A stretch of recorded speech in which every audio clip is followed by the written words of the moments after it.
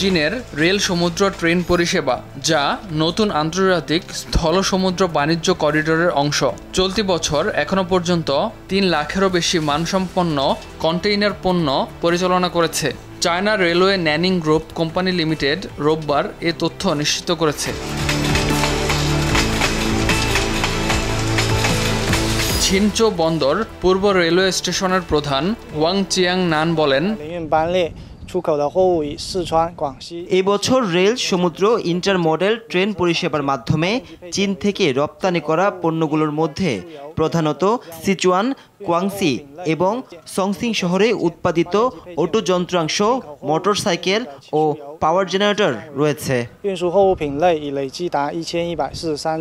আমদানি করা পণ্যগুলোর মধ্যে প্রধানত ইন্দোনেশিয়ান শর্টনিং এবং ভিয়েতনামি পাল্প ছিল। ইন্টারমডেল ট্রেনগুলো মোট পরিবহন করেছে 1143টি বিভিন্ন ধরনের আমদানি রপ্তানি পণ্য। 2017 সালে চালু হওয়া নতুন আন্তর্জাতিক স্থল সমুদ্র বাণিজ্য করিডোর একটি বাণিজ্য ও লজিস্টিক প্যাসেজ, যা পশ্চিম চীন এবং আসিয়ান সদস্যদের প্রাদেশিক স্তরের অঞ্চলে নির্মিত। বাণিজ্য করিডোরটি চীনের 18টি প্রাদেশিক ও আঞ্চলিক পর্যায়ের 72টি শহরকে সংযুক্ত করছে এবং 121টি দেশ ও অঞ্চলের 503টি বন্দরে প্রসারিত হয়েছে। ইমতিয়াজ আহমেদ, RTV।